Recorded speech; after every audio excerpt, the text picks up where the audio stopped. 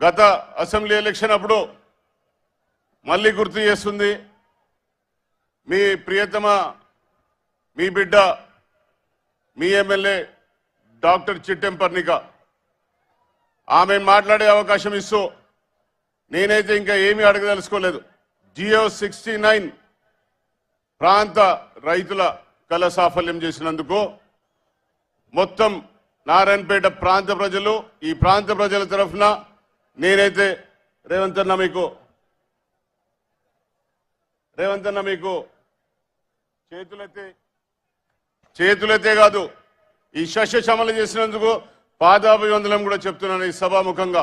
సాలి ఈ ప్రాంతంని సస్యశ్యామలం చేసినందుకు ఎప్పటి కూడా తరతరాలు కూడా ఎన్ని తరాలైనా కూడా మీరు చేసినది కాటన్ ధరని ఎట్లయితే గుర్తుపెట్టుకున్నారో అప్పుడు గోదావరి జిల్లాలో వాళ్ళ కరువు వచ్చినప్పుడు ఒండ్రు మట్టి నీళ్లు తాగి కూడా చచ్చిపోయిన రోజులు ఉన్నాయి.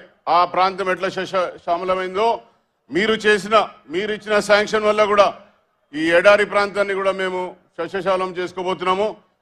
ఈ అవకాశం ఇచ్చినందుకు పెద్దలందరికీ ధన్యవాదాలు చెప్తూ వంశీచంద్ర రెడ్డి గారికి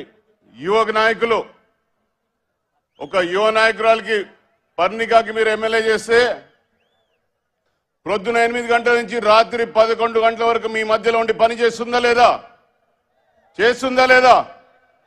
ప్రతి దానికి మీ ఊర్లలోకి వస్తుందా?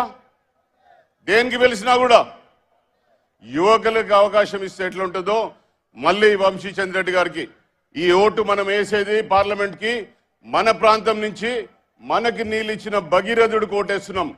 కాంగ్రెస్ పార్టీకి ప్రతి వేసే ఓటు మనం ఏంటంటే వంశీచంద్ర రెడ్డి గారిని ఎంపీ చేసుకోవడానికి రేవంత్ అన్నని చూసి రేవంత్ అన్న కోసమే వేస్తున్నామా? ప్రతి బూత్ లో లీడ్ ఇస్తామా? మెల్లగా చెప్తున్నారు అటు సైడ్ నుంచి. ప్రతి గ్రామంలో ప్రతి బూత్ లో లీడ్ ఇస్తామా లేదా? ధన్యవాదాలు అందరికీ.